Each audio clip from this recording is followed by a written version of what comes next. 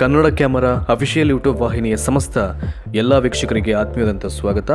ಒಂದು ಭಾಳ ವಿಶೇಷವಾದಂಥ ವಿಚಾರವನ್ನು ನಿಮ್ಮ ಮುಂದೆ ಎತ್ಕೊಂಡು ನಾನು ಇವತ್ತು ಹಾಜರಾಗಿದ್ದೇನೆ. ಏಪ್ರಿಲ್ 10ನೇ ತಾರೀಕು ಏನು 25 ವರ್ಷಗಳ ನಂತರ ಸಾಹಸ ಸಿಂಹ ಅಭಿನವ್ ಭಾರ್ಗವ ವಿಷ್ಣು ಸರ್ ಅವರು ಆ್ಯಕ್ಟ್ ಮಾಡಿರ್ತಕ್ಕಂಥ ಒಂದು ಸಿನಿಮಾ ಮರುಬಿಡುಗಡೆ ಆಗುತ್ತೆ. ಸೊ ಅಲ್ಲಿಂದ ಶುರುವಾದಂಥ ಒಂದು ಅಲೆ ಇನ್ನೂ ಕೂಡ ನಿಲ್ತಕ್ಕಂಥ ಲಕ್ಷಣಗಳು ಕಾಣ್ತಾ ಇಲ್ಲ. ಯಾಕೆ ಈ ಮಾತನ್ನು ಹೇಳ್ತಾ ಇದ್ದೀನಿ ಅಂತಂದರೆ, ಈಗ ಥಿಯೇಟರ್ಸ್ ರೈಸ್ ಆಗ್ತಾ ಇದೆ. ಸೊ ರಾಜ್ಯದ ಮತ್ತು ಜಿಲ್ಲೆಯ ಬೇರೆ ಬೇರೆ ಭಾಗದಲ್ಲಿ ಸಿನಿಮಾ ರಿಲೀಸ್ ಆಗಲಿಕ್ಕೆ ಈಗಾಗಲೇ ಸಿದ್ಧತೆಯನ್ನು ಮಾಡ್ಕೊಳ್ತಾ ಇದ್ದಾರೆ. ಅಲ್ಲಿಯೂ ಕೂಡ ಸಾಕಷ್ಟು ಅಭಿಮಾನಿಗಳು ತಮ್ಮ ಹರ್ಷವನ್ನು ವ್ಯಕ್ತಪಡಿಸಲಿಕ್ಕೆ ಹಲವಾರು ರೀತಿಯ ಯೋಜನೆಗಳನ್ನು ಈಗಾಗಲೇ ಹಾಕ್ಕೊಂಡಿದ್ದಾರೆ. ಅವೆಲ್ಲವೂ ಕೂಡ ಯಾವ ಡೇಟ್ಗೆ ಮತ್ತೆ ಬೇರೆ ಬೇರೆ ಭಾಗದಲ್ಲಿ ರಿಲೀಸ್ ಆಗುತ್ತೋ ಅಲ್ಲಿ ಆ ವಿಜೃಂಭಣೆಯನ್ನು ನೋಡಲಿಕ್ಕೆ ಸಾಧ್ಯ ಆಗುತ್ತೆ. ಇದರ ನಡುವೆ ಅಲ್ಲಲ್ಲಿ ಕೆಲವೊಂದು ನೆಗೆಟಿವ್ ಕಮೆಂಟ್ಸ್ ಆಗಿರ್ಬೋದು ಅಥವಾ ಕೆಲವೊಂದು ಋಣಾತ್ಮಕವಾದಂಥ ವಿಚಾರಗಳಾಗಿರ್ಬೋದು, ಇವೆಲ್ಲವೂ ಬರ್ತಾ ಇರುತ್ತೆ. ಆದರೆ ಒಬ್ಬ ಕಲಾವಿದ ಮತ್ತೊಬ್ಬ ಕಲಾವಿದನ ಬಗ್ಗೆ ಸಲ್ಲಿಸ್ತಾ ಇದ್ದಂಥ ಗೌರವ ಮತ್ತು ಪ್ರೀತಿ, ಸೊ ಅವರಷ್ಟೇ ಸಾಕ್ಷಿಯಾಗಿರ್ತಾರೆ. ಅಷ್ಟು ಅದ್ಭುತವಾದ ಬಾಂಧವ್ಯನ ಹೊಂದಿರ್ತಾರೆ. ಅದರಲ್ಲಿ doctor Rajkumar and doctor Vishnuvardhan ಇವರಿಬ್ಬರು ಕೂಡ ಒಂದು ಅವಿನಾಭಾವವಾದಂಥ ಸಂಬಂಧವನ್ನು ಅವ್ರು ಹೊಂದಿರ್ತಾರೆ.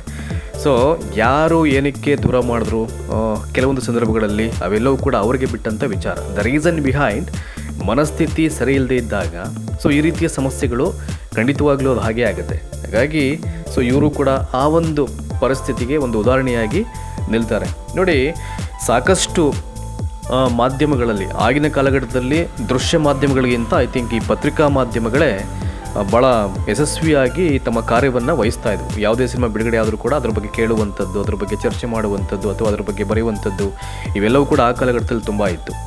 ಸೊ ಅಂಥ ಒಂದು ಸಂದರ್ಭದಲ್ಲಿ Vishnu sir doctor Rajkumar sir ಬಗ್ಗೆ ಎಂತೆಂಥ ಒಳ್ಳೆಯ ಅಭಿಮಾನವನ್ನು ಇಟ್ಕೊಂಡು ಅವರು ಎಂತೆಂಥ ಮಾತನ್ನು ಆಡಿದ್ದಾರೆ ಅಂತಂದರೆ ನಿಜವಾಗ್ಲೂ ಸಾಕಷ್ಟು ವಿಡಿಯೋ ಲಿಂಕ್ಸ್ ಇದೆ, ಬೇಕಾದ್ರೆ ನೀವು ನೋಡ್ಬೋದು ಅದನ್ನು. ಏಕೆಂದರೆ ಯಾರೋ ಏನೋ ಹೇಳಿದ್ರು, ಯಾರೋ ಏನೋ ಮಾಡಿದ್ರು, ಇವೆಲ್ಲವೂ ಕೂಡ ಯಾವುದು ಇದು ಆಚರಣೆಗೆ ಬರಲ್ಲ ಇಲ್ಲಿ.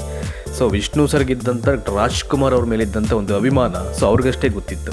ಏಕೆಂದರೆ ಅದಕ್ಕೆ ಸಂಬಂಧಪಟ್ಟಂಥ ಸಾಕಷ್ಟು ಜನ ಕಲಾವಿದರು ಕೂಡ ಇದ್ರ ಬಗ್ಗೆ ಸಾಕಷ್ಟು ತಮ್ಮ ಅನುಭವಗಳನ್ನು ಶೇರ್ ಮಾಡಿದ್ದಾರೆ. ಅವೆಲ್ಲವೂ ಕೂಡ ಸಾಕ್ಷಿನೇ. ಸುಮ್ಮನೆ ಅನಾವಶ್ಯಕವಾಗಿ ಯಾರು ಇಲ್ಲ ಸಲ್ಲದ ಆರೋಪಗಳನ್ನ ಸೃಷ್ಟಿ ಮಾಡ್ತಕ್ಕಂಥ ಒಂದು ಪ್ರಮೇಯ ಎದುರಾಗಲ್ಲ. ಯಾಕೆಂದರೆ ಯಾರು ಅವರಿಬ್ಬರನ್ನ ತುಂಬ ಹತ್ತಿರದಿಂದ ನೋಡಿರ್ತಾರೆ, ಅವರವ್ರ ಮೇಲೆ ಅವ್ರಿಗಿದ್ದಂಥ ಗೌರವವನ್ನು ತುಂಬ ಹತ್ತಿರದಿಂದ ಯಾರು ಬಲ್ಲವರಿರ್ತಾರೆ ಅವರಷ್ಟೇ ಒಳ್ಳೆಯ ರೀತಿಯಲ್ಲಿ ತಮ್ಮ ಎಕ್ಸ್ಪೀರಿಯೆನ್ಸ್ನ ಶೇರ್ ಮಾಡಲಿಕ್ಕೆ ಸಾಧ್ಯ. ಸೊ ಹಾಗಾಗಿ ಅವರೆಲ್ಲರ ಮಾತುಗಳೇ ಸಾಕ್ಷಿಯಾಗಿ ಎಲ್ಲ ಕಾಲಕ್ಕೂ ಉಳ್ಕೊಳ್ಳುತ್ತೆ. ನೋಡಿ, ನೀವು ಒಂದು ಪೇಪರ್ ಕಟ್ಟಿ ನಿಮಗೆ ಕಾಣ್ತಾ ಇರ್ಬೋದು, ಎಷ್ಟು ಅದ್ಭುತವಾಗಿ ಮಾತಾಡಿದ್ದಾರೆ ಅಂತಂದರೆ ವಿಷ್ಣುವರ್ಧನ್ ಸರ್ ರಾಜ್ಕುಮಾರ್ ಸರ್ ಬಗ್ಗೆ. ನೋಡಿ, ಹೆಡ್ಡಿಂಗಲ್ಲೇ ಇದೆ ಇಲ್ಲಿ, ನಮ್ಮ ರಾಜಣ್ಣ ಯುಗಕ್ಕೊಬ್ಬರು ಅಂತ. ಯಾರು ಹೇಳಿದಿನ? ವಿಷ್ಣುವರ್ಧನ್ ಸರ್. ನೋಡಿ ಏನು ಹೇಳಿದ್ದಾರೆ, ರಾಜಣ್ಣ ಅವರನ್ನು ನಾನು ಚಿಕ್ಕವನಿದ್ದಾಗಿನಿಂದನೂ ಕೂಡ ಚಿತ್ರಗಳ ಮೂಲಕ ಆರಾಧಿಸುತ್ತಾ ಅವರ ನಟನೆಯ ಚಾತುರ್ಯ ಪ್ರತಿಭಾವಂತಿಕೆಗೆ ಬೆರಗುಗೊಳ್ಳುತ್ತಾ ಬಂದವನು. ಆ ನಂತರ ಅವರೊಂದಿಗೆ ನಟಿಸುವ, ಮಾತನಾಡುವ, ಎದುರು ಬದುರು ಕುಳಿತು ಹರಡುವ ಅವಕಾಶವನ್ನು ಪಡೆದಿದ್ದೇನೆ. ಇದೆಲ್ಲ ಎಲ್ಲರಿಗೂ ಸಿಕ್ಕುವ ಭಾಗ್ಯವಲ್ಲ. ನೋಡಿ, ಒಬ್ಬ ಕಲಾವಿದ ಒಬ್ಬ ಮೇರು ನಟನ ಮೇಲೆ ಇಟ್ಟಿದ್ದಂಥ ಗೌರವ ಮತ್ತು ಪ್ರೀತಿಗೆ ಈ ಲೈನ್ಗಿಂತ ಇನ್ನೇನು ಬೇಕು? ಹೆಂಗೆ ಹೇಳ್ತಾರೆ ನೋಡಿ ಅವರು, ಇದೆಲ್ಲ ಎಲ್ಲರಿಗೂ ಸಿಗ್ತಕ್ಕಂಥ ಭಾಗ್ಯ ಅಲ್ಲ, ಇದು ನನಗೆ ಸಿಕ್ಕಿದೆ ಅಂತ. ಅವರೆಲ್ಲ ಲಿವಿಂಗ್ ಲೆಜೆಂಡ್ಸ್. ಕಲೆಗೋಸ್ಕರ, ಪಾತ್ರಗಳಿಗೋಸ್ಕರವೇ ಜೀವನಾನ ತೇದವರು. ಹಾಗೆ ಅವರ ಅದೃಷ್ಟ ಒಳ್ಳೊಳ್ಳೆ ಪಾತ್ರಗಳು ಸಿಕ್ಕಿದ್ದು. ಸೊ ಅದು ಅವರಿಂದ ನಿರ್ವಹಿಸಲ್ಪಟ್ಟಂಥ ಅಂತಹ ಚಾರಿತ್ರಿಕ ಪಾತ್ರಗಳನ್ನು, ಚಿತ್ರಗಳನ್ನು ನೋಡುವಂತಹ ಭಾಗ್ಯ ನಮಗೆ ಸಿಕ್ಕಿದೆ.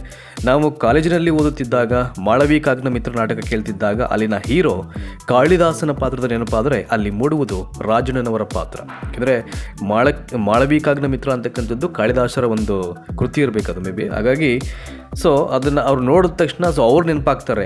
ಈಗ ರಿಯಲ್ ಕಾಳಿದಾಸ ನಾವು ನೋಡಿಲ್ಲ ಅವ್ರು ಹೇಳೋದು, ಬಟ್ ಕಾಳಿದಾಸ ಅಂದ ತಕ್ಷಣ ನೆನಪಾಗುವಂಥದ್ದು ಡಾಕ್ಟರ್ ರಾಜ್ಕುಮಾರ್ ಸರ್. ಅದನ್ನು ಭಾಳ ಅವರು ಅದ್ಭುತವಾಗಿ ಹೇಳ್ತಾರೆ. ಅವರು ಅದು ಇನ್ನೂ ನಮ್ಮನ್ನು ಬಿಟ್ಟು ಹೋಗಿಲ್ಲ. ಆ ಗುಂಗಿನೊಂದಿಗೆ ಬೀಳ್ಕೊಂಡು ಬಂದವರು ನಾವು ಅಂತ. ಏಕೆಂದರೆ ಇದು ಡಾಕ್ಟರ್ ರಾಜ್ಕುಮಾರ್ ಸರ್ ಬಗ್ಗೆ ವಿಷ್ಣು ಸರ್ಗಿದ್ದಂಥ ಒಂದು ಅತ್ಯುನ್ನತವಾದಂಥ ಒಂದು ಉನ್ನತ ಅಭಿಮಾನ ಮತ್ತು ಶಿಖರಪ್ರಾಯವಾದಂಥ ಗೌರವ. ಏಕೆಂದರೆ ಅವ್ರ ಮನಸ್ಸಲ್ಲಿ ಏನಿತ್ತು ಅಂತಕ್ಕಂಥದ್ದು ನಿಷ್ಕಲ್ಮಶವಾಗಿ ಒಬ್ಬ ಮಹಾನ್ ದಿಗ್ಗಜ ಕಲಾವಿದರ ಮೇಲೆ ಅದು ಖಂಡಿತವಾಗ್ಲೂ ಇರುತ್ತೆ. ಆದರೆ ಸಹಿಸ್ಕೊಳ್ದೇ ಇರತಕ್ಕಂಥ ಅಭಿಮಾನಿಗಳು, ದುರಾಭಿಮಾನಿಗಳು. ಒಂದು ಕಡೆ ಈ ಭಾರ್ಗವ ಸರೇ ಹೇಳ್ತಾರೆ, ಅವರು ಇಬ್ಬರು ದೂರ ಆಗಲಿಕ್ಕೆ ಕಾರಣ ಏನಪ್ಪ ಅಂತಂದರೆ ಅಭಿಮಾನಿಗಳ ದುರಾಭಿಮಾನ.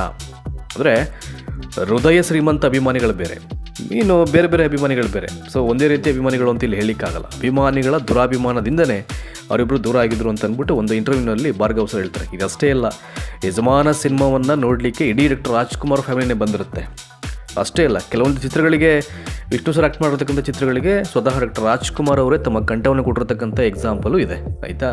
ಇವೆಲ್ಲವೂ ಕೂಡ ಅವ್ರ ನಡುವೆ ಎಷ್ಟು ದೊಡ್ಡ ಪ್ರಮಾಣದಲ್ಲಿ ಒಂದು ಬಾಂಧವ್ಯ ಬಿಲ್ಡ್ ಆಗಿತ್ತು ಅನ್ನಲಿಕ್ಕೆ ಇಟ್ಸ್ ಎವಿಡೆನ್ಸ್, ಅದು ಸಾಕ್ಷಿಯಾಗಿ ಎಲ್ಲ ಕಾಲಕ್ಕೂ ಅದು ನಿಂತ್ಕೊಳ್ಳುತ್ತೆ.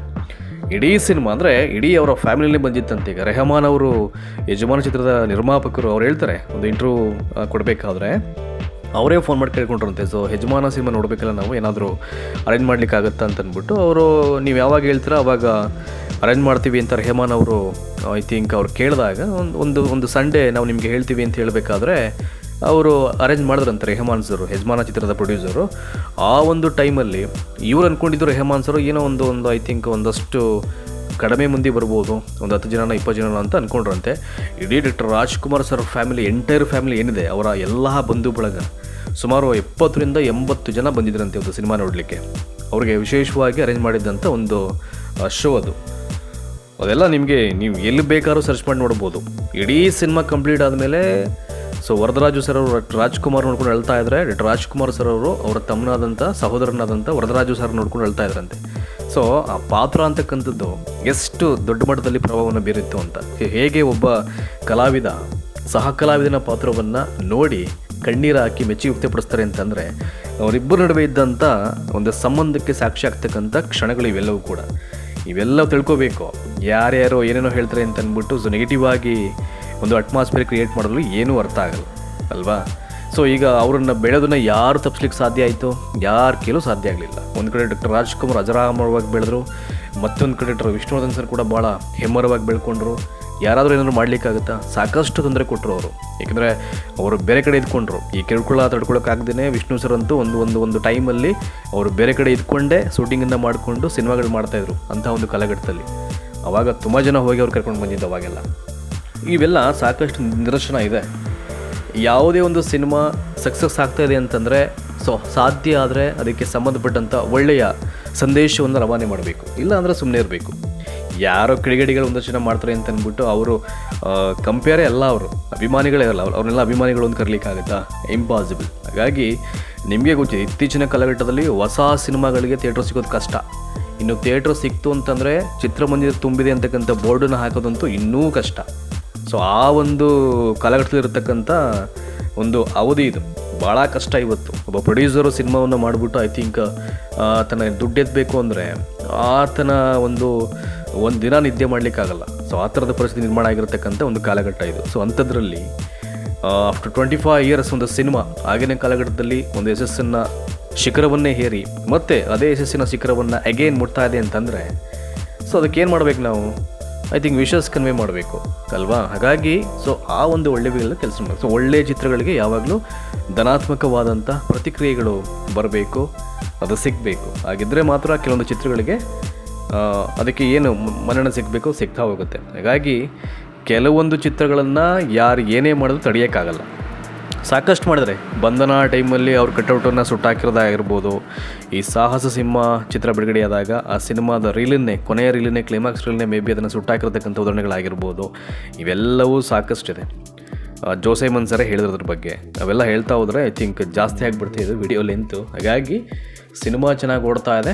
ಒಂದು ಕಡೆ ವಿಷ್ಣು ಸರ್ಗೆ ಡಾಕ್ಟರ್ ರಾಜ್ಕುಮಾರ್ ಸರ್ ಮೇಲೆ ಭಾಳ ಉನ್ನತವಾದಂಥ ಒಂದು ಒಳ್ಳೆಯ ಅಭಿಮಾನ ಮತ್ತು ಪ್ರೀತಿಯನ್ನು ಅವ್ರು ಇಟ್ಕೊಂಡಿದ್ರು. ಅವರೇ ಹೇಳ್ತಾರೆ, ನಾನು ಎಲ್ಲೋ ಓದಬೇಕಾದ್ರೆ ಅವ್ರ ಚಿತ್ರವನ್ನು ನೋಡಿ ಭಾಳ ಖುಷಿಯಾಗಿ ಆನಂದ ಪಡ್ತಾ ಇದ್ದೆ. ಆದರೆ ಯಾವತ್ತೂ ಒಂದಿನ ಅವ್ರ ಜೊತೆ ನಾನು ಆ್ಯಕ್ಟ್ ಮಾಡ್ತೀನಿ, ಕೂತ್ಕೊಂಡು ಒಂದಷ್ಟು ಸಮಯ ಸ್ಪೆಂಡ್ ಮಾಡ್ತೀನಿ ಅಂದರೆ ನಾನು ಭಾವಿಸ್ಕೊಂಡೇ ಇಲ್ಲ ಅಂತ ಭಾಳ ಅವರು ಮನಸ್ಸಿಂದ ಭಾಳ ಪ್ರೀತಿಯಿಂದ ಅವೆಲ್ಲವನ್ನು ಎಕ್ಸ್ಪೀರಿಯೆನ್ಸ್ ಶೇರ್ ಮಾಡ್ತಾರೆ.